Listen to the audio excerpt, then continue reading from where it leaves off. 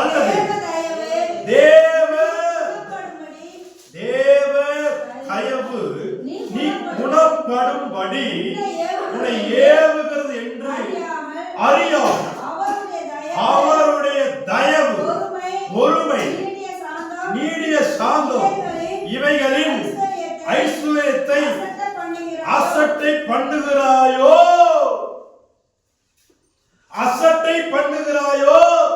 தேவ தயவு என்ன வருதுன்னா, நீ குணப்படும்படிக்கு உன்னை ஏவுகிறது, உன்னை நடத்துகிறது.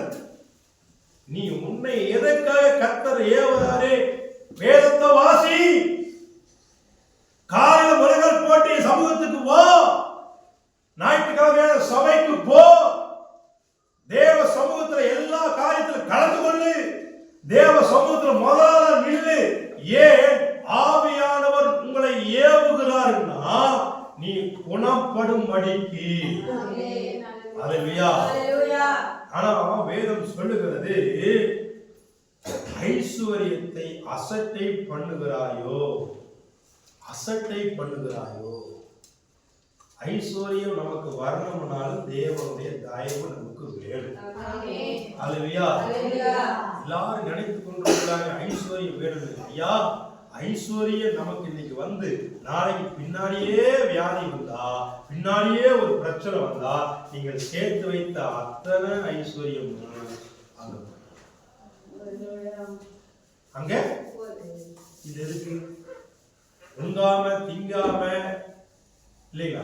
உங்காம திங்காம சேர்த்து சேர்த்து சேர்த்து சேர்த்து ஒரு கிட்டத்தட்ட ஒரு 10 லட்சம் ரூபாய் 20 லட்சம் ரூபாயை சேர்த்து வச்சு கடைசியே உன்னுடைய அத்தனையும் கொண்டு போய் மருத்துவமனைக்கும் அந்த பிரச்சனைக்கும் கொண்டு போய் கொடுத்தா இது என்ன லாபம்?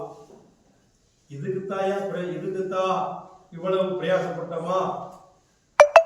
அப்போ வேதம் சொல்லுகிறது, நீ குணப்படும்படிக்கு ஒரு ஏவுதல், ஒரு நடத்துதல், ஒரு பிரசங்கம் உனக்கு வருகிறது. நீ குணப்பட வேண்டும் என்று, நீ ஐஸ்வர்யம் ஆக வேண்டும் என்று.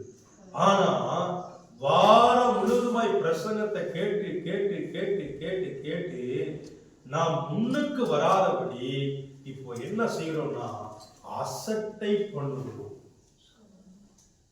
உண்மையாலுமே